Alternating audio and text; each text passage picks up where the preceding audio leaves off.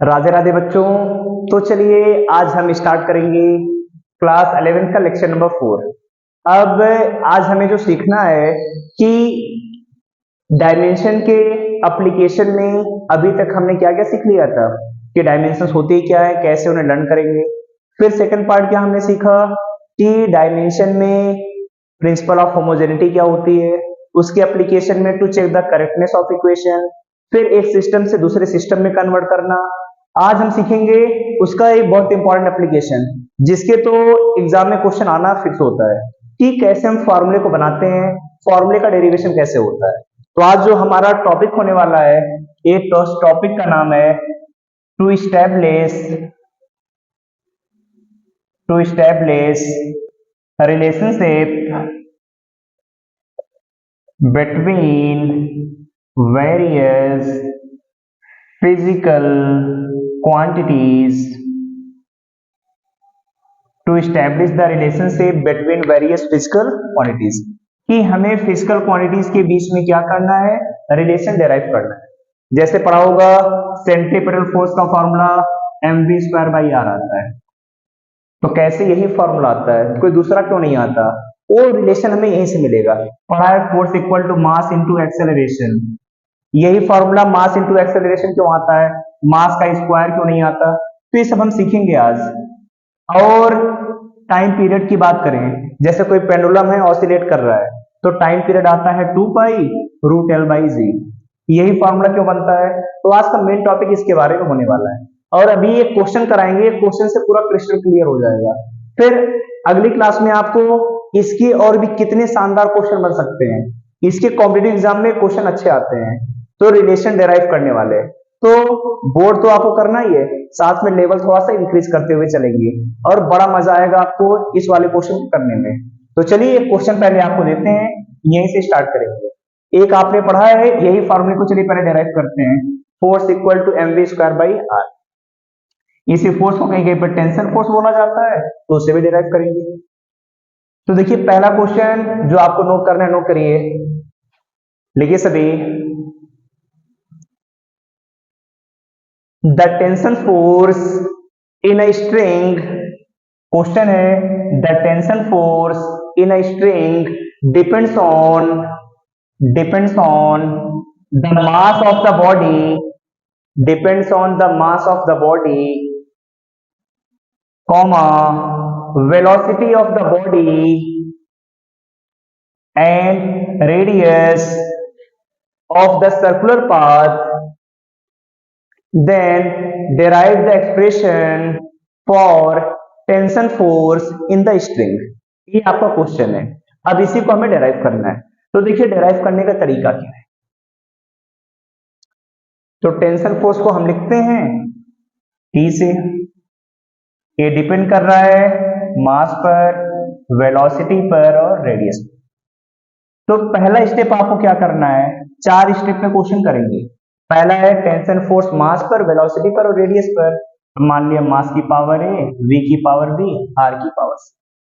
फिर प्रोपोर्शनलिटी का साइन हटाएंगे, कोई कांस्टेंट आएगा, मान लिया कि M A V की पावर B, R की पावर C। यहाँ पर की एक कांस्टेंट है जिसे बोलेंगे डायमेंशनलेस कांस्टेंट। ये क्या है, डायमेंशनलेस कांस्टेंट। फिर स्टेप 2 में हमें लिखना है right the dimension of both side, दोनों साइड की डायमेंशन को लिखेंगे कि दोनों साइड की डायमेंशन क्या क्या है। तो टेंशन है, टेंशन एक फोर्स होता है, तो फोर्स की डायमेंशन mLT-2। ये कांस्टेंट है तो डायमेंशनलेस, कोई डायमेंशन नहीं।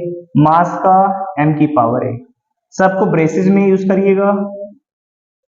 वेलोसिटी का LT-1 की पावर है और रेडियस का L की पावर से। फिर सभी की पावर को अलग अलग करिए, जैसे यहाँ पर मास की पावर A है और तो मास कहीं पर नहीं है, फिर L की पावर यहाँ पर B, L की पावर यहाँ पर C, और जब दोनों का मल्टीप्लाई करेंगे तो पावर ऐड हो जाती है, L की पावर B प्लस C, और टाइम की पावर कितना आएगा, -w। दोनों को, तीनों को लिख लिया। फिर अगला स्टेप होता है स्टेप 3, कंपेयर बोथ साइड, दोनों साइड को हमें क्या करना है, कंपेयर। अब कंपेयर करेंगे तो सेम का सेम में कंपेरिजन होता है, जैसे मास की पावर ए और मास की पावर कुछ नहीं है तो 1, ए की वैल्यू कितनी आ गई, 1। दूसरा टाइम की पावर है -b, टाइम की पावर है -2, तो देखिए यहाँ -b, यहाँ पर -2, माइनस से माइनस कटेगा, b आ गया। तीसरा लेंथ है b प्लस सी, और यहाँ पे लेंथ की पावर कितना है, 1। b की वैल्यू आई है 2, c इक्वल, तो c आएगा 1 - 2, तो c की वैल्यू -1। तो हमने a b c की वैल्यू निकाल ली। फिर स्टेप 4 पे आएंगे, और स्टेप 4 में ही आपकी फाइनल वैल्यू आ जाएगी। स्टेप 4 क्या है, put a b c in equation first. ये जो इक्वेशन आपने शुरू में बनाई थी, इसे मान ली equation first. Then t equal to k m की पावर a कितना आया हुआ है, 1। v की पावर b कितना है, 2। तीसरा r है, r की पावर आ रहा है माइनस, लिखिए इसे t equal to k m v square, -1 था, नीचे कितना, r।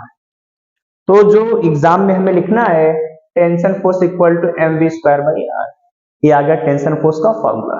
ये देखा था टेंशन फोर्स है mv स्क्वायर बाई r, तो बस हमें क्या पता था कि टेंशन किस पर डिपेंड कर रहा है, mvr, वहीं से देखिए फॉर्मूला अपने आप बन जाएगा।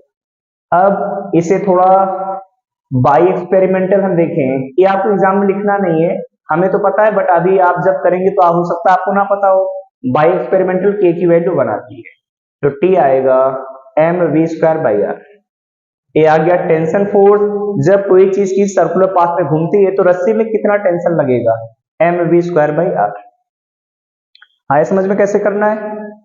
पहला स्टेप जो जिस पर डिपेंड करे लिखिए, सेकंड में दोनों साइड की डायमेंशन, तीसरे में कंपैरिजन, चौथे में वैल्यू को पुट करके सीधे हम निकाल दें। तो आगे समझ में। अब स्टार्ट करेंगे एक दूसरा क्वेश्चन, जिसे पहले आप अपने आप से करेंगे, नहीं आएगा तो फिर हम अभी यहाँ पे सॉल्व करा देंगे, फिर उसे आप नोट करिएगा और समझिएगा कैसे करना है। तो चलिए फिर एक दूसरा शानदार क्वेश्चन देते हैं।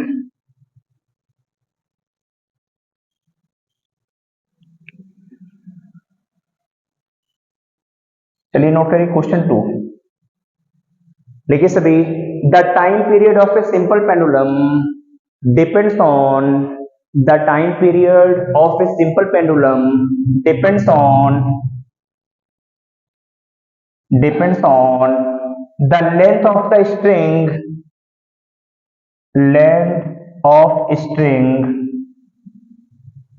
comma mass of bob, जो उसके नीचे छोटा सा बॉब का मतलब मास, हैंगिंग कंडीशन में है, उसका मास कितना आएगा, उसका मास है m, length l, and acceleration due to gravity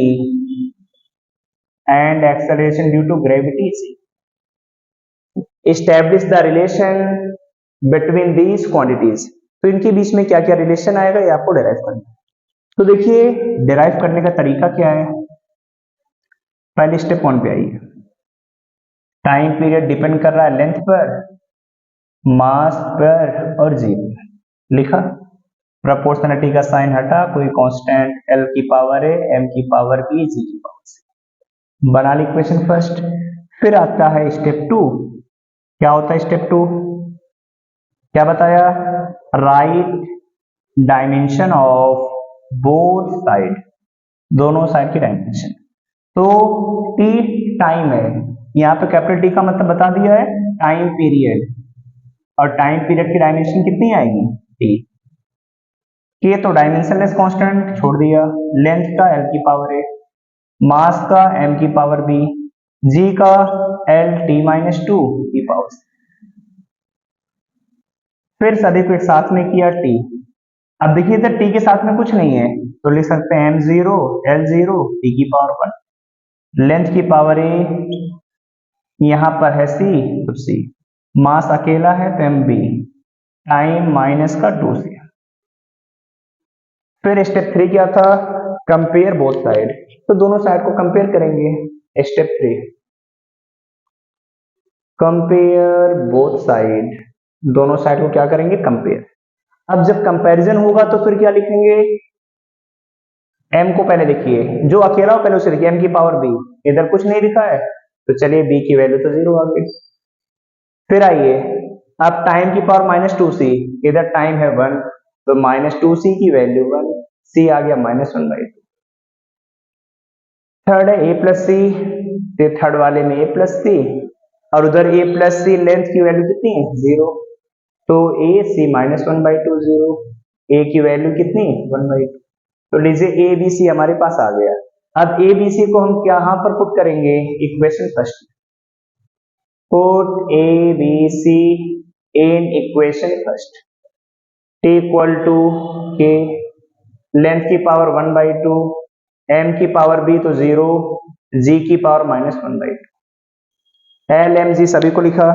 फिर इसके आगे टी इक्वल टू के, एल की पावर 1/2, मास की पावर कितना है, 0 तो 1, नीचे लाया जी की पावर 1/2, तो टी की वैल्यू आ गई के। अब पावर 1/2 का मतलब रूट L/G, तो टाइम पीरियड का जो फॉर्मूला हमें डिराइव करना है k√L/G। एग्जाम में इतना ही करना है, बट बाय एक्सपेरिमेंटल k की वैल्यू 2 पाई आती है, तो t आ गया 2 पाई रूट में L/G। ये आ गया हमारे लिए एक्सप्रेशन किसका, time period of simple pendulum. आगे चैप्टर आप पूरा पढ़ेंगे सिंपल पेंडुलम, ये सब पूरा डिराइव करेंगे आगे कि सिंपल पेंडुलम कैसे आता है। फॉर्मूला आपको निकालना आ गया। आप कोई भी फॉर्मूला आ जाए, जहां पर हमें डिराइव करना हो, हमसे पूछा जाए फॉर्मूले को बनाइए, तो फॉर्मूले को हम इस तरीके से बना सकते हैं। कुछ लिमिटेशंस भी होती हैं, उन्हें हम अगली क्लासेस में सीखेंगे क्या लिमिटेशंस है। तो समझ में आया। ऐसे अब आपको बुक में एनसीईआरटी में जितने भी क्वेश्चन मिले डिराइव करने हैं।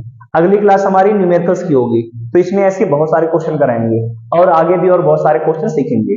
तो तब तक आप डायमेंशन में जितने पार्ट हो गए सब अच्छे से रिवाइज कर डालिए। डायमेंशन का कॉन्सेप्ट खत्म है, अब हमें प्रैक्टिस करनी है।